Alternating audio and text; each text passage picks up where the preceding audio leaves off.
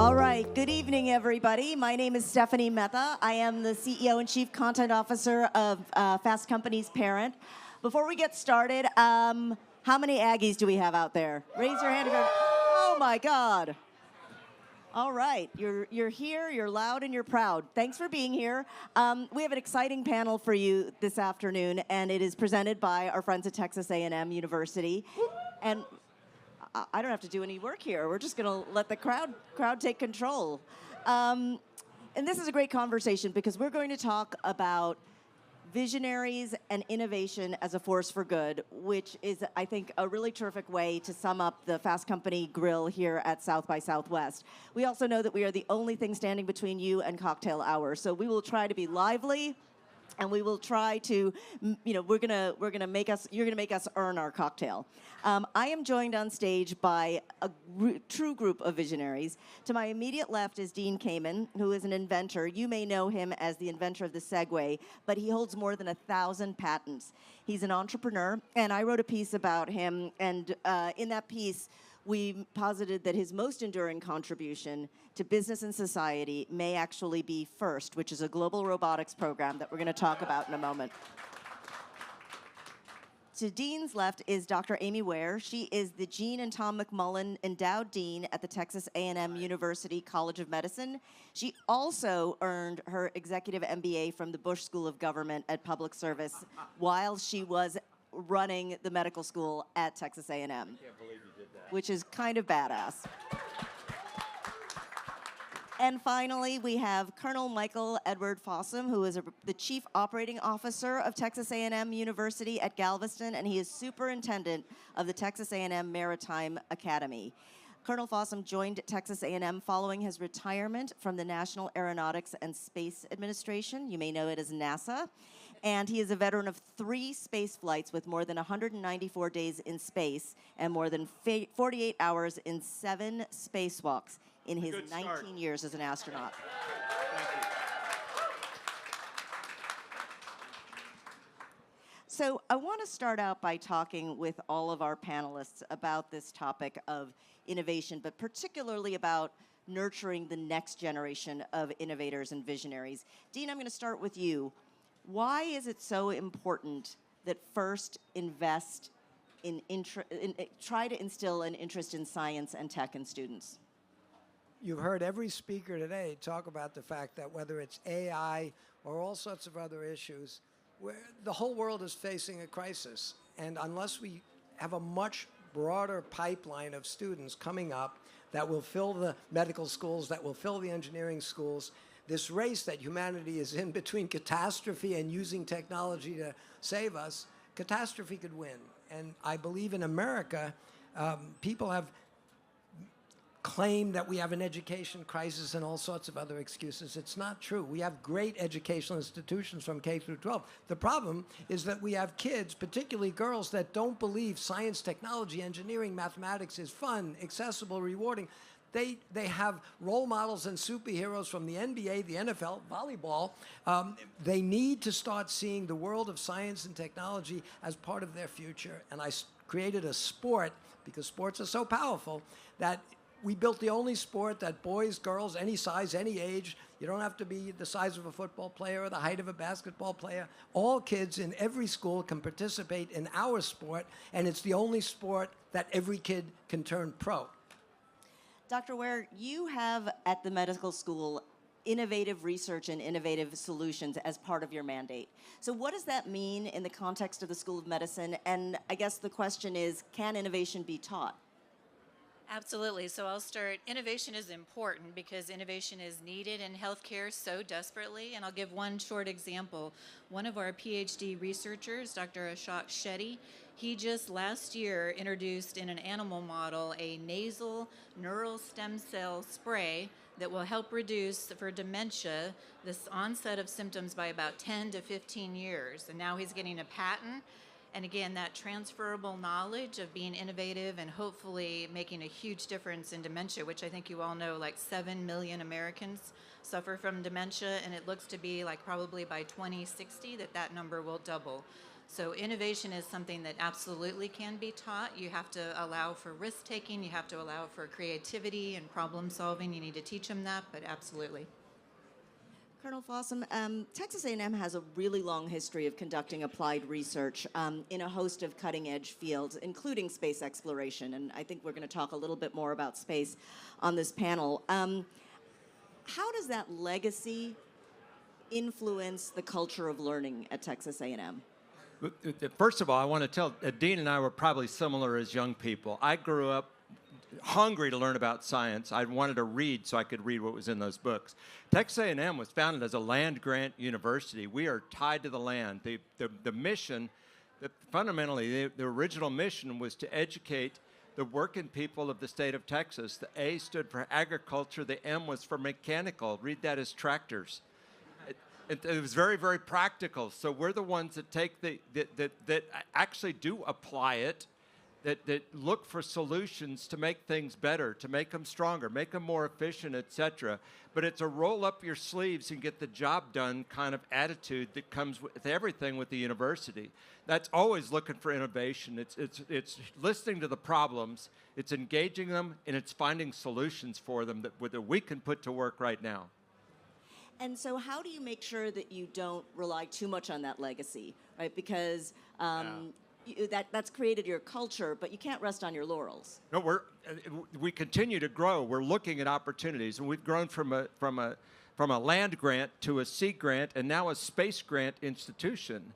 That's a very rare thing in the United States, and we're making incredible strides in all of these different areas, and really the Space Institute now that is part of Texas A&M that brings all the disciplines together into one organization. We've had lots of work going on in lots of different discrete areas, but now there's a gathering place for it all, and that's fairly new to really bring that together to get the interdisciplinary approach to solving all of these challenges with space exploration.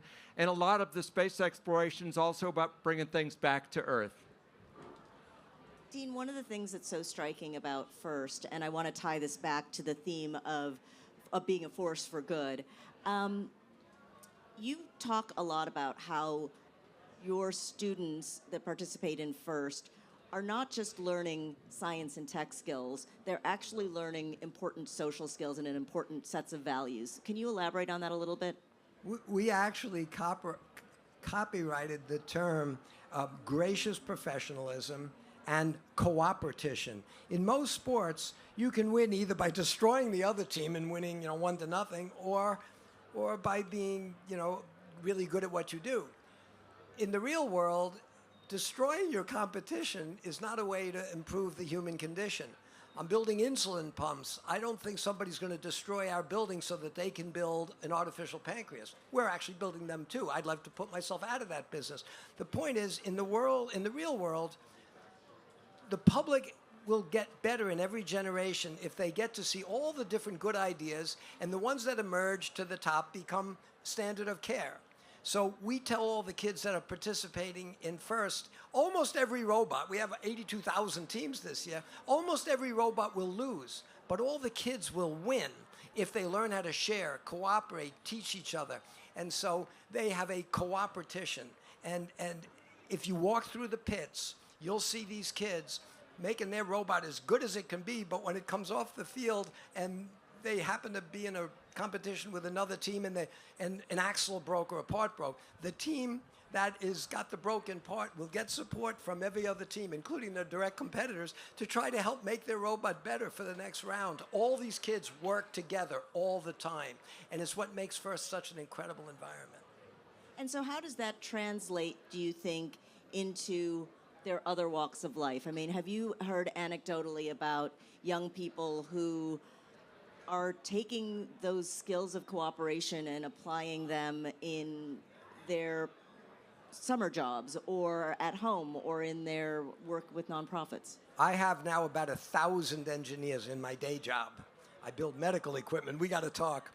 But it turns out that over the last few years, we almost never hire anybody that doesn't turn out. We don't require it, but when we see how balanced they are in their passion for engineering, but also their efforts to use technology as a tool, not a weapon, to get in there and work on important projects that will improve quality of life of people around the country and around the world, it turns out they'll inevitably say, well, when I was with my first team at this place or that place or that place, and most of the 3,700 corporate sponsors of FIRST are partially sponsors because they believe they're giving kids the right kind of incentive and courage and support to be the kind of citizen this whole world needs. People that know how to cooperate, compete in a way to get the best ideas move forward, but work with each other so that we all benefit. And yes, the culture of FIRST translates into, I think, lifelong changes in all the kids that participate and the mentors that support them.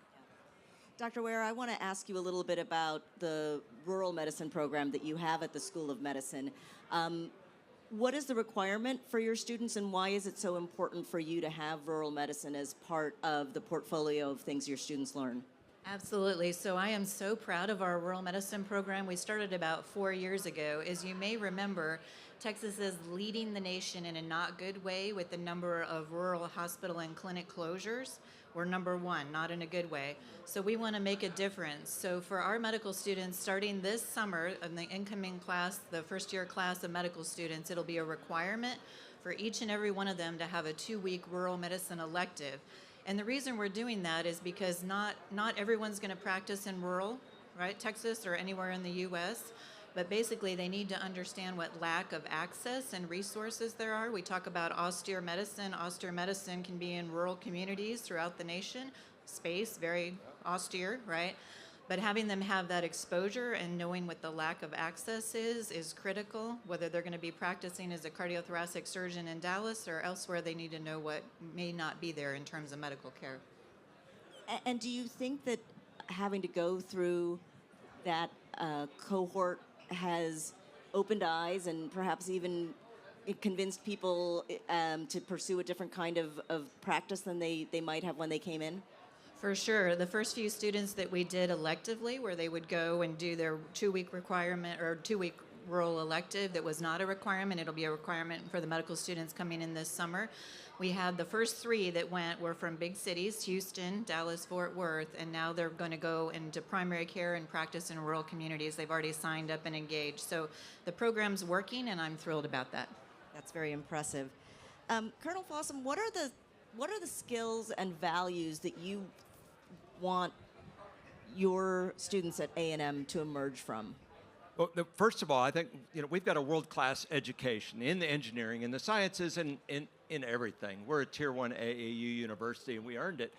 But what I think A&M is really famous for is not just the academic education. So part of the education takes place in the classroom with world-class faculty and stuff, but part of it is learned in student organizations, in student leadership, in other things, and that's that's where you really wrap up and embody the core values that become part of that Aggie education. And we say them sometimes too quickly, but respect and excellence and integrity and leadership and loyalty and selfless service.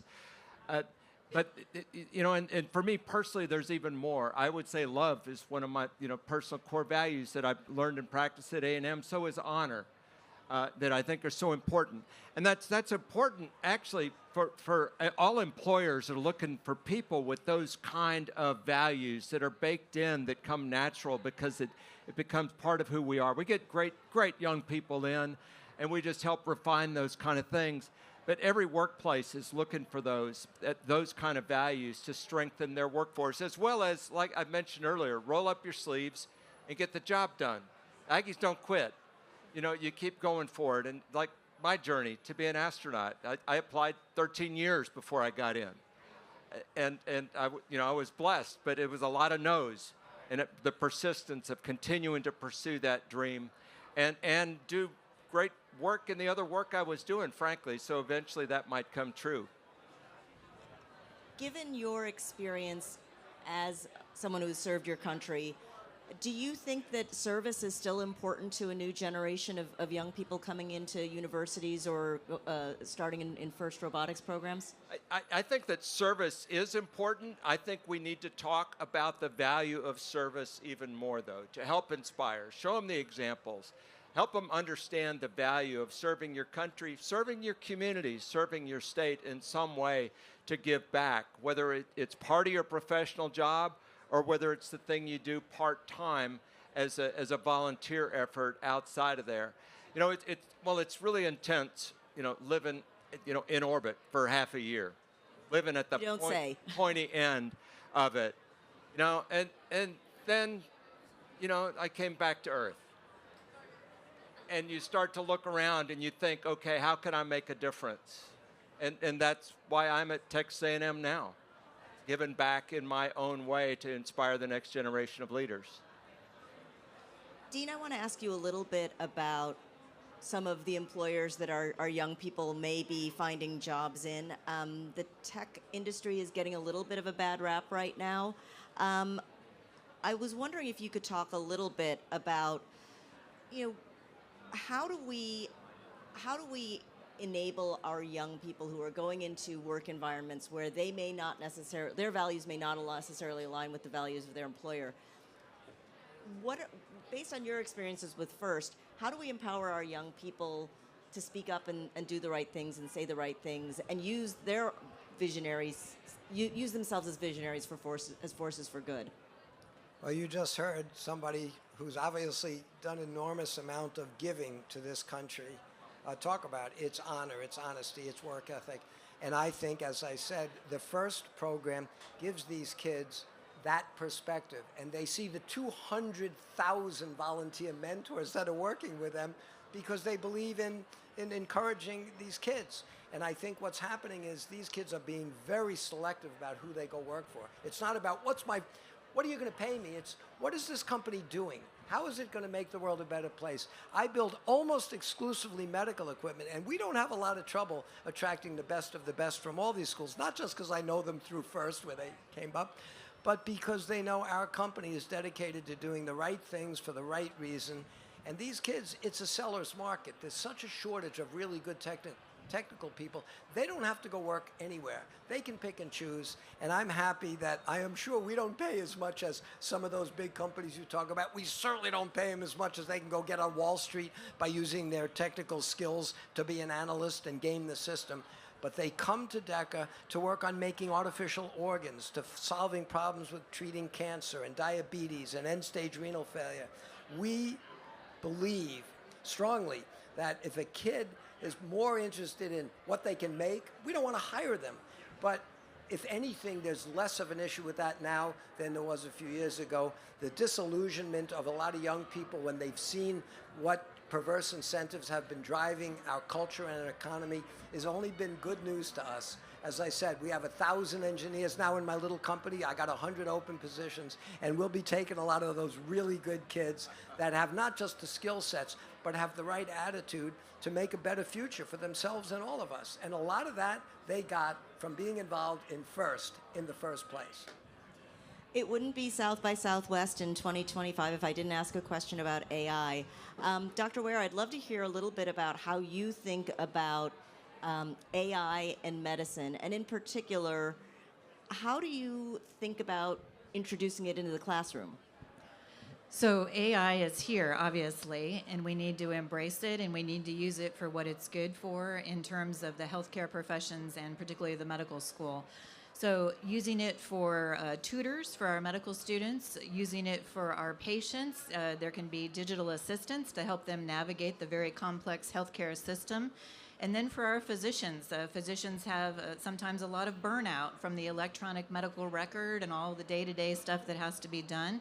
Utilizing it for good there. And again, we can talk about there's pros and cons, and you got to make sure you're being transparent about using AI, making sure that there's no bias in AI, and then who's accountable for any errors in AI.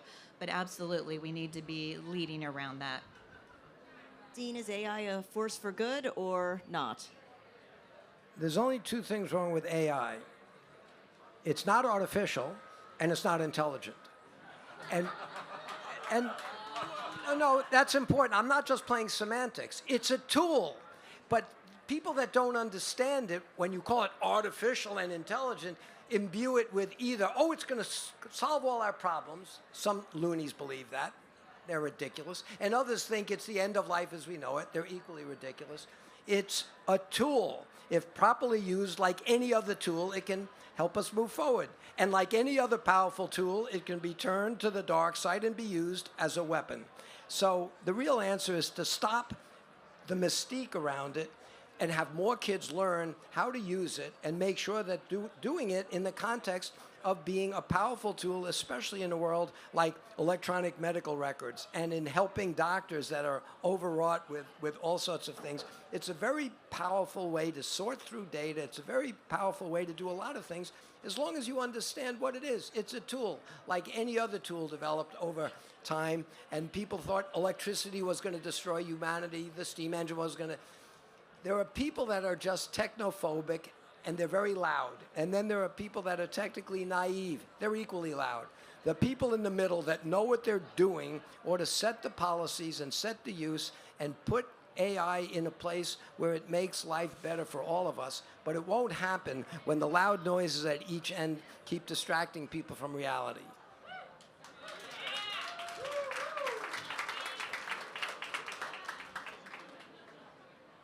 Who needs to be in the room in that conversation around AI? I'd throw this out to any of the panelists. I mean, in addition to the technologists, it seems like we need the ethicists, we need the educators, we need people from all different walks of life. Dr. Ware, when you're thinking about how you deploy it, particularly because of the ethical considerations involved in medicine, who's on your task force? So yes, for the task force, we need to just make sure we have the ethical, kind of the ethicist, the legal, of course, has to be involved. But the innovative thinkers have to be involved too, right? Like you said, we need to use it as a tool that it is for good and know the cons of using it and make sure everyone's aware of the cons around using it. Again, being educated, right? Like any tool, knowing what it can and can't do. Yeah, I'd like to just speak to learning how to use it and the process of learning leading up to it. Because right now we know that pretty much all of our undergraduate students are using it, and they'll admit to it. The instruction hasn't adapted, and it reminds me of, I mean, harkening back, I'm old enough, I started college with a calculator that didn't require batteries. It's called a slide rule, okay? But you had to learn longhand division, longhand square roots, very painful, before you were allowed to punch it into a calculator. And the learning how to do that helped you understand better, and it also helped you estimate the right answer. I can't, with my own kids, well, that's the number the calculator said. It's off by a factor of 100. Can't you tell? No, they couldn't, because they didn't understand what they were looking for. So, and the same thing for writing, and that's the one that worries me, because writing is, AI is just great at it. You feed it a little bit of a prompt, and it spits something out. But it's dangerous, because the process of writing for most people, and man, I am one of them, it's painful. Just trying to figure out how to get this communicated across. But you grow through that process of developing the thought to getting it down.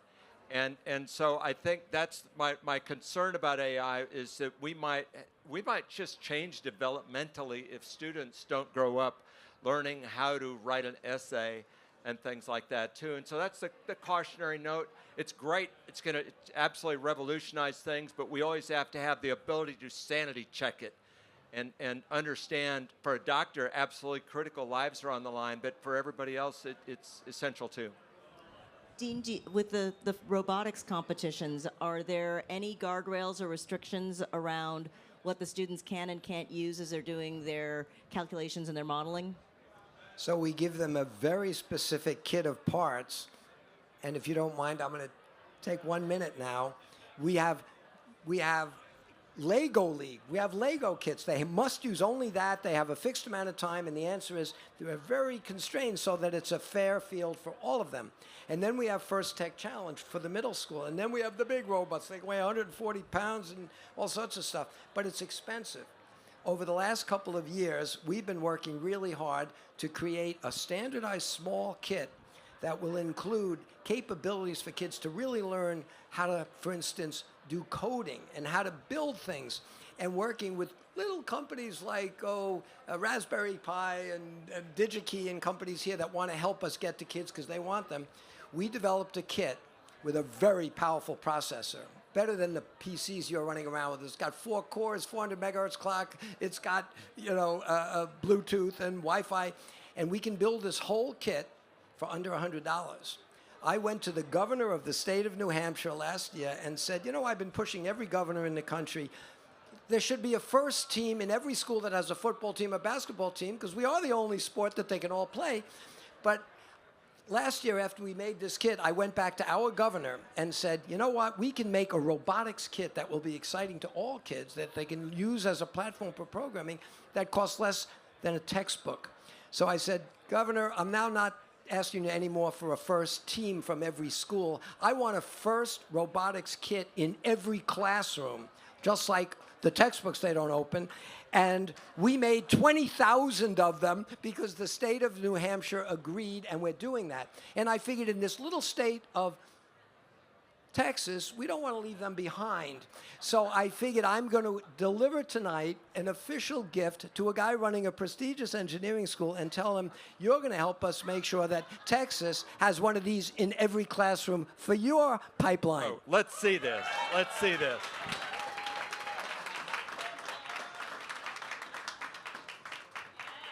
Oh, there's a caution note in here, folks. Caution may result in engineering. I love it. Thank you, thank you, thank you.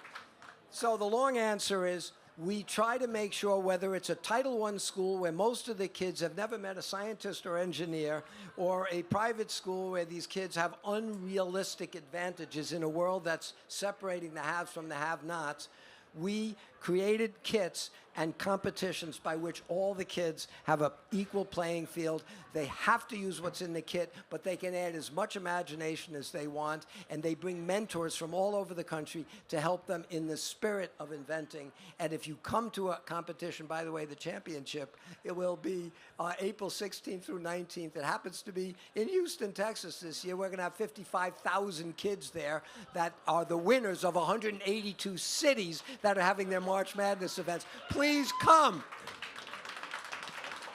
And I'll throw in, if you can't make that weekend, come the week prior when the Texas finals for the entire Texas region take place. And Texas A&M University at Galveston is a major sponsor for that event, and I'll be there. Thank you. Look forward to seeing you back in Texas. I'll be there. It's wonderful. I love when these connections happen. Dean, you raise a really interesting and important point that we haven't talked about yet, but that is democratizing access to the kinds of opportunities that you're talking about. First is exceptional because you had a democratization of opportunity built in to your business plan from the outset. I'd love for the two A&M folks on the stage to talk a little bit about how you ensure that visionaries at A&M come from all walks of life. Maybe I'll start with you, Dr. Ware, and then we'll go to Colonel Fossum. Again, I think it's that access to seeing and having the learning opportunities, right, and trying to create a level playing field, whether you're coming from anywhere across the state or the nation, right, and just making sure that the abilities, and I'll give one example. As we do our rural medicine program, when we talk about innovation and empowering people to be innovative, some of our medical students saw in Jeff Davis County that there was no medical providers, nothing. And so empowering them again to come forward and say, we need to do something about this, we need to make a difference, whether, I don't care if you're the medical student first year, second year, or one of our faculty members, saying that there's a need and then leveraging that. And so we partnered with engineering at Texas A&M and the students, the student volunteers of BUILD, BUILD, have now developed a shipping container that's a medical clinic that we're deploying. We did the kind of groundbreaking, and now it's getting deployed down to Jeff County, which is out in West Texas, and we're making a difference. So again, just allowing everybody to have a voice and a say for innovation and opportunities, I think, is key. And I'll say, start by getting them young. I'm supporting a large STEM event in the Rio Grande Valley. I'm from McAllen, grew up in the Valley. In mid-May, they're expecting 6,000 young people at this. So I'm going to be down there. We're going to have people from Texas A&M at Galveston down there, and that's excite them when they're in school. The robotics is absolutely one way, but and we graduate great students that turn into great science teachers too. They come to us in Galveston with a love of marine biology or marine environmental sciences. They found their way into classrooms where they inspire the next generation in lots of ways too. A&M, about a quarter of our students are first generation college students. That really excites me because I know how that changes the entire trajectory for a family forever. And I also do it personally because I struggled. The only way I could attend college was an ROTC scholarship. I didn't want to go in the military, but it was the only way I could afford school, so I went in. And I found great opportunities that led to more, incredible great things, eventually to space like I dreamed about. But my message to young people is not everybody's going to follow me to space, but it's that I believe in your crazy dream. I don't care who's laughing at you when you show up at our school. I believe in you. We're all here to help you succeed. And creating that culture of support and getting the teamwork around them to help them succeed. And over 500,000, close to 600,000 former Aggie students that are out there looking to help them out too and hire them in the future. That builds an entire ecosystem that's there to support them as students and later. And Stephanie, can I add to the data shows that for young girls to go into STEM fields and to be empowered to go into STEM fields, instead of high school, we used to kind of target high schoolers. You have to go to third graders. And so what we've been doing is having the third graders, again, we care about the young boys as well, but the young girls and young boys to be empowered to go in the STEM fields, you got to get to third grade. So we're having the third graders teach the kindergartners how to use a stethoscope. So cool. I'm sure it's really cute too. All right, final question, speed round, just a couple of word answer. I'd like each of the panelists to look at your crystal ball and tell me one problem that you think your students at First, at the College of Medicine, at A&M Galveston will have solved in 10 years because of the values and the skills and the education that you've instilled in them. Dean, what problem will be gone in 10 years because of First Kids? I'm going to tie engineering and medicine together because, as you know, I have another not-for-profit called ARMI, A-R-M-I, Advanced Regenerative Manufacturing Institute. Within 10 years, at the intersection of high volume, high quality engineering skills and the understanding of the basic science, we are manufacturing cells, tissues, and organs. We are now making pediatric-sized hearts that beat. We're making a tiny little piece of tissue that can go into the eye and eliminate macular degeneration. We're making 1 trillion islet cells per day in bioreactors we've designed with our 200 members that will eliminate the need for researchers. Basically, we'll deal with diabetes research that way. But I believe within 10 years, we will be manufacturing replacement human cells, tissues, and organs, which will bend the cost of health care because chronic treatments are bankrupting this country. Cures will lower the cost and give everybody a better quality of life. I am very proud that we make dialysis machines, but I can't say to anybody in this, I can't wait till you have end-stage renal failure so you can try my new machine. I believe that we will make organs to keep people healthy, give them a better life, and lower the cost of chronic care. It's going to happen in 10 years at the intersection of engineering and medicine. That's a whole other panel. So put a pin in that one. Dr. Ware, what will your students solve? So within 10 years, our Texas A&M College of Medicine is on the pathway to cure dementia and many other healthcare issues. So thank you. And I'll speak specifically about the Galveston campus. We're the Marine and Maritime campus of Texas A&M University. The blue economy, the operations, the fisheries, the coastlines, coastal communities, et cetera.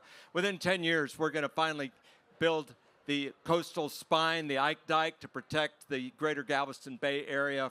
That was an idea born on the Galveston campus during Hurricane Ike. I think we're finally going to get that built to protect the critical industries for our nation from the devastating effects of a storm surge. I'll also say for the shipping industry, they're spending a lot of money trying to figure out green shipping. Shipping is the cheapest way to move things around the world. 90% of everything we use, wear, drive, or consume travels on the water before it gets to us. That includes about 97% of our clothes and 100% of the cell phones in our pockets. Okay, but the green shipping, they're spending money trying to go to, ethanol, methanol, hydrogen, things that go boom. The anhydrous ammonia that'll rip the lining out of your lungs in a heartbeat. That's a really dangerous fuel. We're going to go nuclear with small modular reactors. There's a partnership growing right now with Idaho National Labs and the American Bureau of Shipping and Texas A&M University. We're going to show them how it's done. Awesome.